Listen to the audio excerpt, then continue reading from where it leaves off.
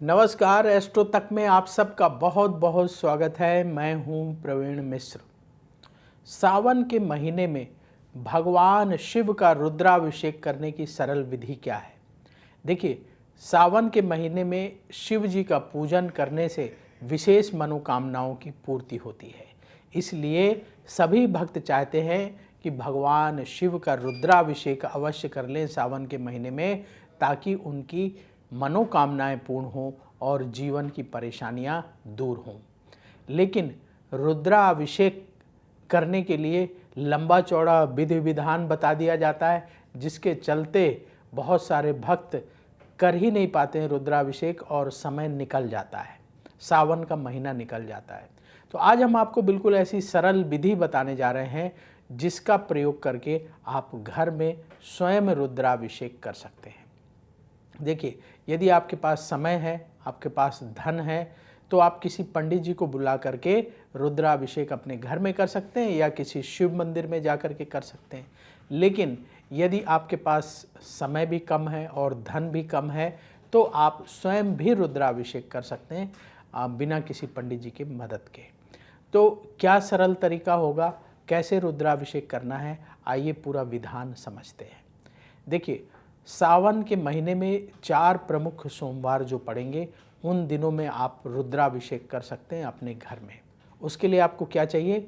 छोटे से शिवलिंग।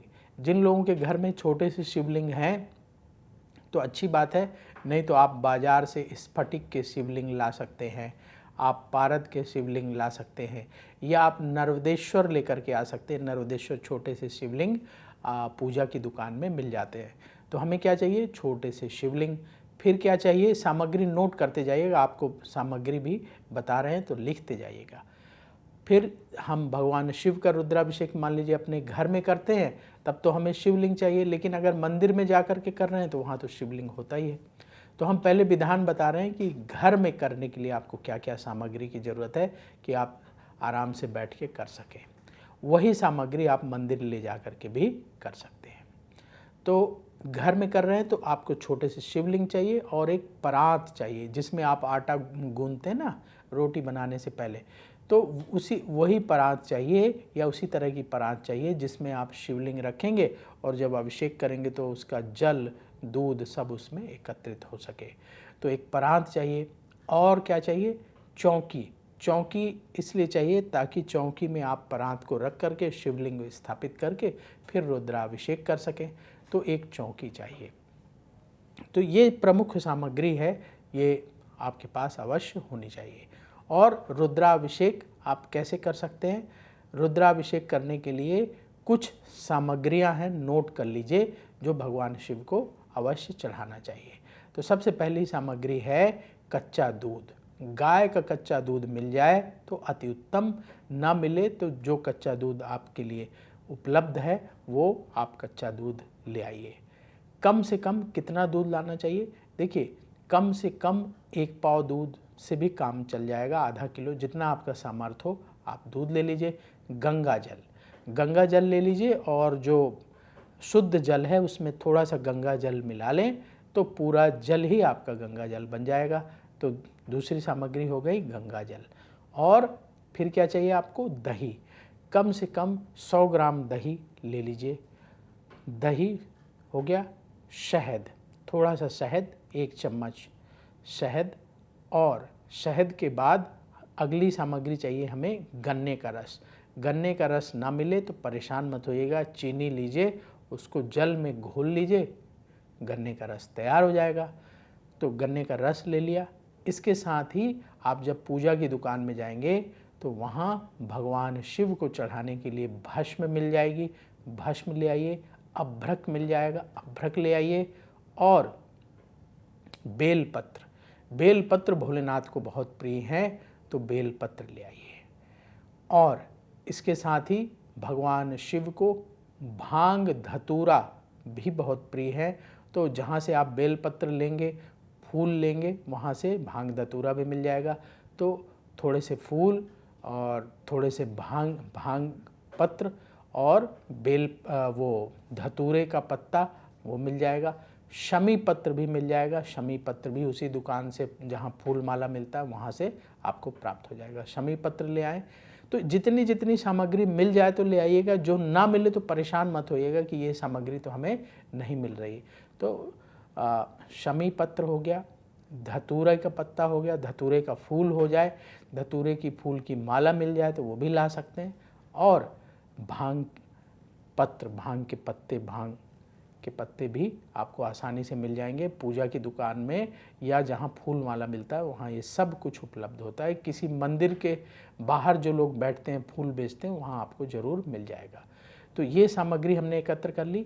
इसके साथ ही और हमें क्या चाहिए, हमें आरती करने के लिए एक दीपक, उसमें घी और एक दिया और एक धूप जलाने के लिए भगवान को सुगंधित धूप, जो सुगंधित धूप आप जला करके रखेंगे भगवान के पास।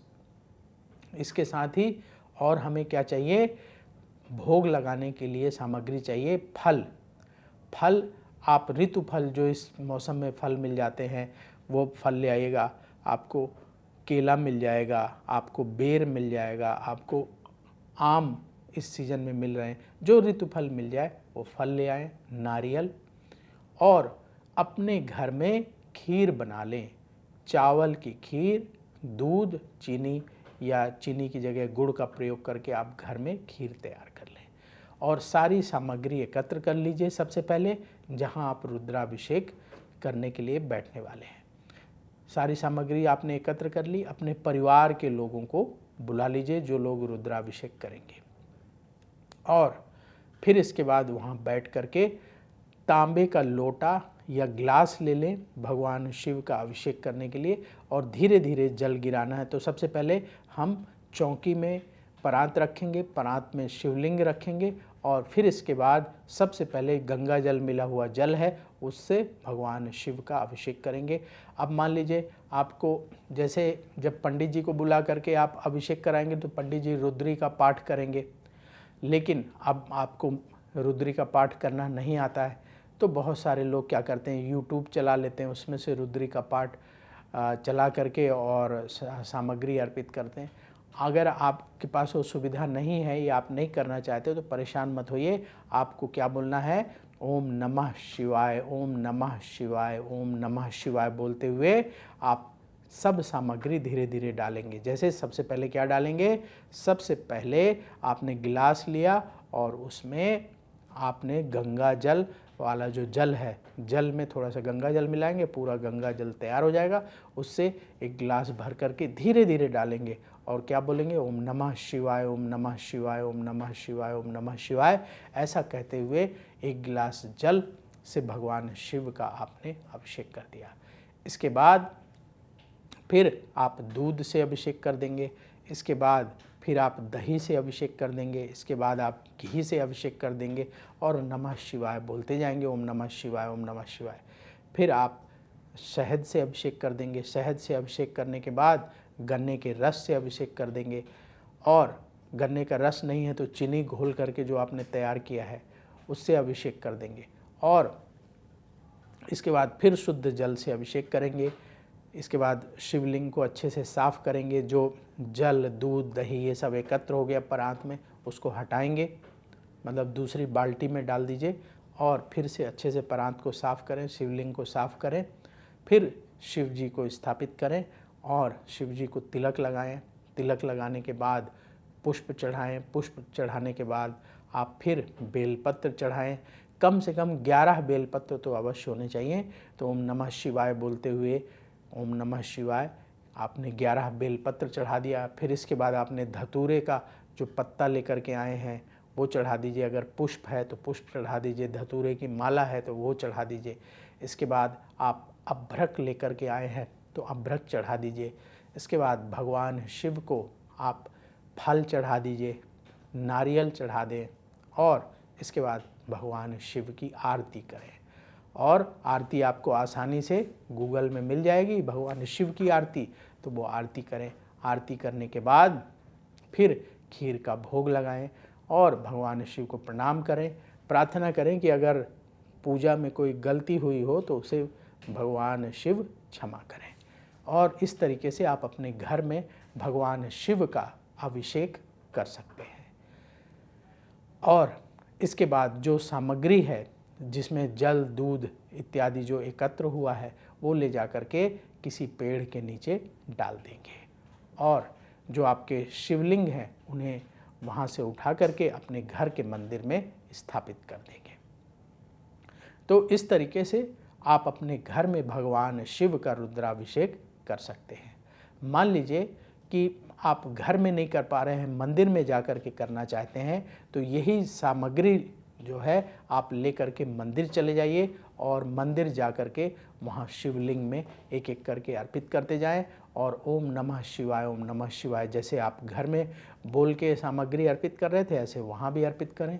वहाँ भी आप शिव जी की आरती करें, शिव जी से प्रार्थना करें कि वो आपकी मनोकामनाओं को पूर्ण करें। तो घर में भी कर सकते हैं, मंदिर में भी कर सकते हैं। तो ये सरल तरीका है जो हर कोई अपने घर में भगवान शिव का अभिषेक कर सकता है। तो अवश्य सावन के महीने में भगवान शिव का अभिषेक आप कर लें और भोलेनाथ से प्रार्थना करें कि जो आपकी मनोकामनाएं हैं उसको भगवान शिव पूर्ण करें। तो सावन के इस पावन अवसर पर शिव की कृपा अवश्य प्राप्त कर लीजिए। साल भर में एक महीना शिव जी के लिए समर्पित होता है ये सावन का महीना। इस महीने में अवश्य हमें शिव जी का पूजन करना चाहिए। इससे आगे आने वाला जो समय है, पूरा साल है, वो बहुत अच्छा बीतता है भोलेनाथ के आशीर्वाद से। तो अब वक्त हो गया है आपसे विदा लेने का। देखते रहिए एस्ट्रो तक, बहुत जल्दी फिर आपसे मुलाकात होगी। बोलिए भगवान शिव की जय।